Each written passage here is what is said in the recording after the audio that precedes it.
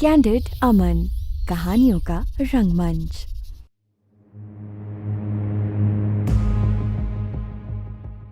पिछले भाग में आपने सुना, जैसे ही नंदिनी घर पहुंची उसकी मां ने गुस्से से दरवाजा खोला और उस पर बरस पड़ी। लेकिन जब उन्होंने अर्जुन मेहरा को देखा तो उनका पूरा रवैया एकदम से बदल चुका था। उन्होंने अर्जुन को अंदर बुलाने की कोशिश की लेकिन अर्जुन ने मना कर दिया और वो बस नंदिनी को ड्रॉप करने वहां पर पहुंचा था। जाते जाते उसने बताया कि नंदिनी को ऑफिस ट्रिप के लिए केरला जाना है, जिससे उसकी मां असमंजस में पड़ गई लेकिन तुरंत हामी भी भर दी। अर्जुन को मां के नकली प्यार और अचानक बदले बिहेवियर पर शक होने लगा। अर्जुन के जाने के बाद नंदिनी की मां का असली रूप सामने आया। उन्होंने गुस्से में नंदिनी को थप्पड़ मारते हुए धमकाया कि वो ऑफिस जाकर अर्जुन से ट्रिप कैंसिल करवाएगी।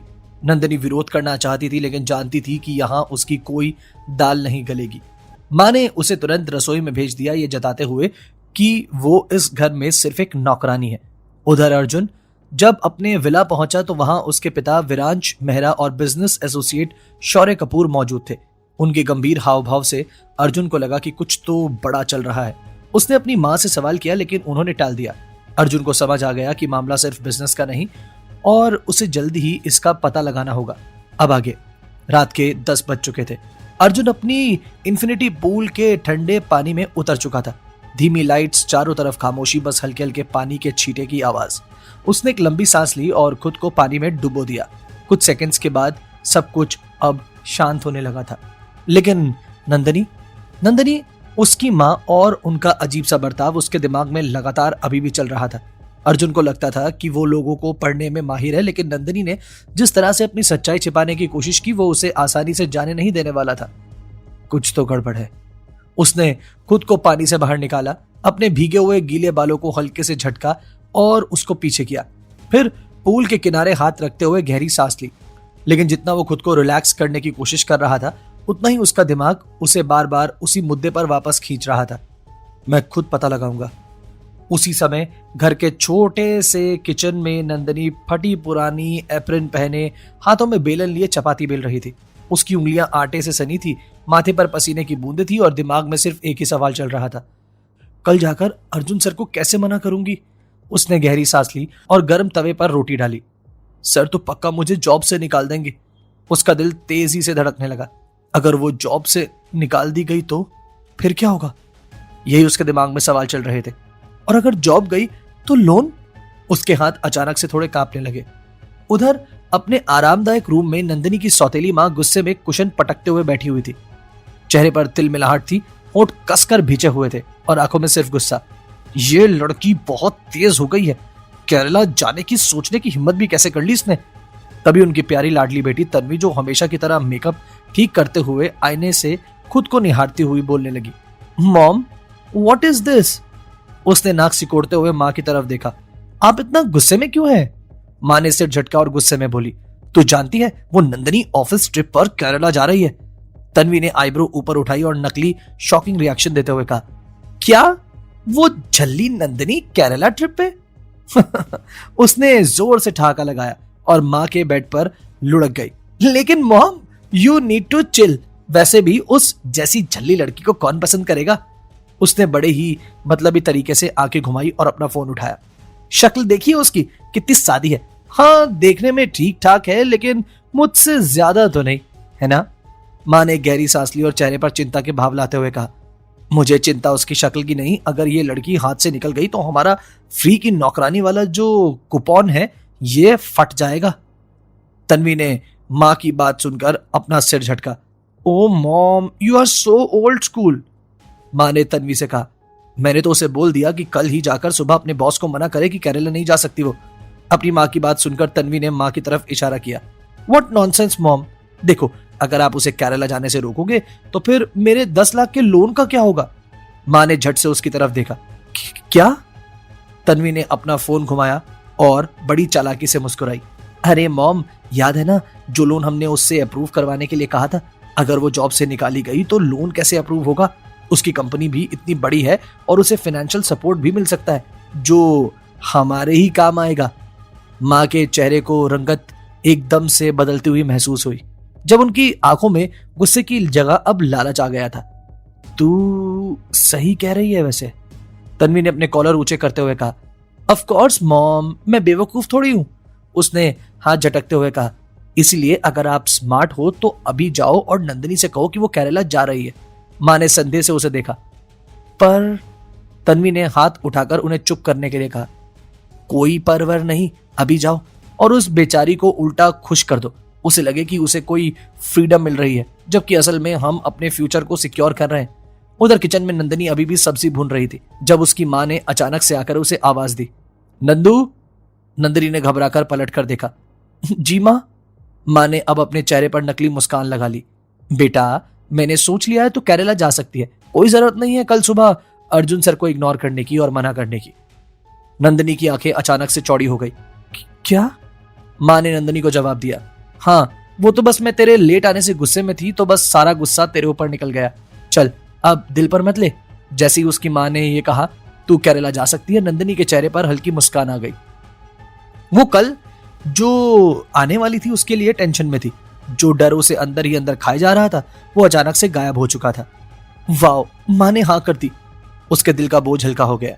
अब वो एक अलग एनर्जी के साथ किचन में काम करने लगी। उसके हाथ अब पहले की तरह थरथरा नहीं रहे थे। वो अब पहले की तरह धीमे धीमे सोच में डूबी नहीं थी, बल्कि वो तेजी से काम निपटा रही थी ताकि जल्दी से जाकर वो सो सके। कल का दिन तो अब नॉर्मल रहेगा, कम से कम मुझे अर्जुन सर से डांट तो नहीं खानी पड़ेगी। लेकिन ये नहीं जानती थी कि असली मुसीबत तो अब आने वाली थी। जल्दी ही सब लोग डाइनिंग टेबल पर आ चुके थे।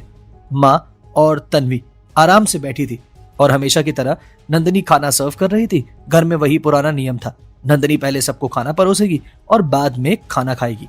तन्वी अपनी फैशन मैगजीन स्क्रॉल कर रही थी, जबकि माँ एक प्लेट में चम्मच से चटनी को घुमा रही थी। और तभी माँ ने अचानक तीखे स्वर में पूछा, लोन का क्या हुआ नंदू? नंदिनी की मुस्कान अचानक गायब हो गई। उसके हाथ में पकड़ी सर्विंग स्पून हल्की कांपने लगी और उसका चेहरा पल भर में पीला पड़ गया। उसका दिल एकदम नीचे गिरने लगा। Oh no. उसके अंदर फिर वही डर वापस आ गया।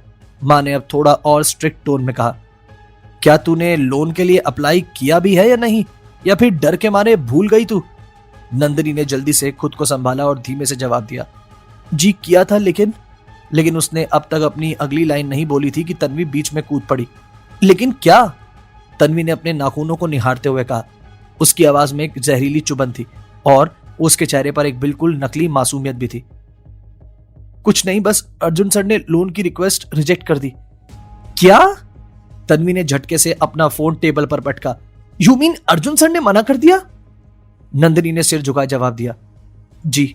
मां का चेहरा फौरन तमतमा गया। ऐसे कैसे रिजेक्ट कर दिया? उनकी आवाज इतनी तेज थी कि चम्मच प्लेट से टकराने की आवाज गूंज गई। नंदिनी ने खुद को और छोटा महसूस किया और उसने हल्के से जवाब दिया, उन्होंने कोई रीजन नहीं बताया। अम्मा ने गहरी नजर डालते हुए कहा, तो कल जब तू ऑफिस जाएगी तो उनसे जाकर पूछना कि रीजन क्या है, क्यों उन्होंने तेरा लोन रिजेक्ट कर दिया है। नंदिनी का गला सूखने लगा। उसने हकलाते हुए कहा, लेकिन माँ ये ठीक नहीं होगा, अर्जुन सर को पहले ही शक हो गया है। लेकिन माँ ने उसकी बात सुने बिना ही सर्द लहजे में कहा, और अगर लगे कि रीअप्लाई करने से मिल सकता है तो फिर से रिक्वेस्ट डाल देना। नंदिनी ने अपनी आंखें बंद कर ली। वो कुछ नहीं कह पाई। उसका मन कर रहा था कि वो चिल्लाकर सबको यहां पर चुप करवा दे, लेकिन उसने सिर्फ गहरी सांस ली और धीरे से सिर हिला दिया। जी। अब उसका खाना खाने का मन नहीं था। गले में एक भारीपन था और अंदर से एक अजीब सा डर। अगर मैंने अर्जुन सर से फिर लोन की बात की तो क्या होगा? क्या वो और शक करने लगेंगे या वो सच में गुस्सा हो जाएंगे? जबकि माँ और तन्वी पूरे चैन और सुकून से खाना खा रही थी। उनके चेहरे पर एक संतुष्टि थी, क्योंकि उनके लिए ये सिर्फ एक खेल था और इस खेल में हारने वाली सिर्फ और सिर्फ नंदिनी थी। सुबह का वक्त था। विला के प्राइवेट जिम में अर्जुन मेहरा अपनी डेड लिफ्ट वर्कआउट कर रहा था। शर्टलेस बॉडी, पसीने से भीगे मसल्स और गहरी सांस लेते हुए उसकी आंखें अब भी शार्प और फोकस थी। उसने एक आखिरी बार अपने दोनों हाथों को क्रैक किया और फिर टाल उठाकर अपने चेहरे को पसीने से पोंछते हुए वो बाहर निकला। जैसे ही उसने अपने मास्टर बेडरूम में कदम रखा, उसकी नजर बेड पर रखे फोन पर गई। स्क्रीन लगातार फ्लैश हो रही थी। Damn it! फोन बार बार बज रहा था। अर्जुन ने झुंझुलाकर स्क्रीन की तरफ देखा। Myra calling. Oh for god sake! उसकी आईब्रो हल्की सी तन गई। नॉट अगेन यार। उसने पहले इग्नोर करने के बारे में सोचा, लेकिन फिर अगर नहीं उठाया तो ये और 10 कॉल करेगी। फाइन। एक लंबी सांस लेते हुए अर्जुन ने कॉल रिसीव किया। कॉल उठाते ही उसने बिना किसी इंट्रोडक्शन के बेहद रूखे लहजे में कहा, मायरा व्हाट द हेल, तुम सुबह सुबह कॉल क्यों कर रही हो मुझे? उसकी आवाज अभी भी भारी थी, सर्द थी और उसमें कोई सॉफ्टनेस नहीं थी। लेकिन मायरा वो हमेशा से ही अटेंशन सीकर थी और अब भी वो बिना कोई नोटिस लिए उसी एनर्जी के साथ बोल पड़ी, ओ प्लीज अर्जुन, मैंने कल रात भी कॉल किया था लेकिन तुमने उठाया नहीं। अर्जुन ने अपनी आंखें हल्की सी बंद की और माथे पर हाथ मारा। सो मायरा ने इतराते हुए अर्जुन से कहा, सो तुम्हें नहीं लगता कि मैंने तुम्हें कल रात कुछ इंपॉर्टेंट बताने के लिए कॉल किया होगा? अर्जुन ने अब अपनी चिन पर हाथ टिकाया और आवाज थोड़ी और कड़क कर ली। तुम्हें अच्छे से पता है मायरा, मुझे सुबह सुबह कॉल अटेंड करना पसंद नहीं है, फिर भी तुम। मायरा ने अपनी उसी सिग्नेचर स्टाइल में कहा, ओ कम ऑन अर्जुन, तुम्हारी रूटीन से ज्यादा इंपॉर्टेंट एक गुड न्यूज है। अर्जुन ने बिना किसी इंटरेस्ट के हल्के से आंखें घुमाई। Really? And what is that? Myra ने थोड़ा नाटकीय अंदाज में हंसते हुए कहा, I am coming to India. Arjun चुप रहा। उसके लहजे में कोई बदलाव नहीं आया। उसने कोई सरप्राइज नहीं दिखाया, कोई रिएक्शन नहीं दिया। बस एक पल को अपनी बॉडी लैंग्वेज को कंट्रोल करते हुए मोबाइल को अपने कान से थोड़ा हटाया और धीरे से अपने होठों को टाइट कर लिया। मायरा को उसकी ये नो रिएक्शन पॉलिसी पहले से पता थी, लेकिन फिर भी वो उम्मीद कर रही थी कि शायद इस बार अर्जुन थोड़ा एक्साइटेड होगा, पर ऐसा कुछ भी नहीं था। अर्जुन ने बेहद नॉर्मल और सर्द आवाज में कहा, गुड फॉर यू। मायरा ने हल्की झुंझलाहट के साथ कहा, that's it? That's all you have to say? What else do you expect? हाँ? अर्जुन ने अब सीधा मिरर के सामने जाकर अपनी फिटनेस चेक की। उसकी बॉडी परफेक्टली टोन थी, लेकिन उसकी एक्सप्रेशन अभी भी बिल्कुल रिस्पॉन्सिव नहीं थे। मायरा ने अर्जुन से नाराजगी जताते हुए कहा, अर्जुन तुम इतने रूडली क्यों रिएक्ट कर रहे हो? तुम्हें सुनकर खुशी नहीं हुई क्या? अर्जुन ने बेहद बेदर्दी से जवाब दिया, नॉट रियली। मायरा एक सेकंड के लिए चुप हो गई। उसे उम्मीद नहीं थी कि अर्जुन इतना ज्यादा डिस्टेंट हो जाएगा, लेकिन अर्जुन का दिमाग पहले से ही मायरा से हटकर कहीं और चला गया था। उसके लिए मायरा का आना कोई बड़ी बात नहीं थी, लेकिन मायरा, उसके लिए ये सब कुछ था। मायरा ने आगे कहा, एनीवेज अर्जुन, उसने थोड़ी कोशिश करते हुए अपनी आवाज नॉर्मल करने की कोशिश की। We should definitely meet when I will come back. Arjun ने अपनी घड़ी की तरफ देखा। I am getting late. Myra ने चिढ़ते हुए फौरन कहा। Wait, what? अर्जुन ने भी बिना अपने लहजे को बदले कहा, विल टॉक लेटर, और फोन कट कर दिया। अर्जुन ने बिना एक सेकंड लगाए कॉल को बेदर्दी से काटा। दूसरी तरफ मायरा ने फोन को गुस्से से देखा। अनबिलीवेबल। उसने एक ठंडी सांस ली और फोन को कसकर पकड़ लिया। अर्जुन, तुम इतनी आसानी से मुझे इग्नोर नहीं कर सकते। अब आगे क्या होगा? अर्जुन और मायरा का क्या अतीत है? और अर्जुन इस इमोशनल डिस्टेंस को क्यों बनाए रखना चाहता है? क्या नंदिनी पूछेगी अर्जुन से लोन रिजेक्ट होने की वजह? क्या अर्जुन और नंदिनी जाएंगे केरला की इस ट्रिप पर साथ में, या फिर से कोई मुसीबत आ खड़ी होगी दोनों के बीच? जानेंगे कहानी के आगे के सफर में। सुनते रहिए कैंडिड अमन।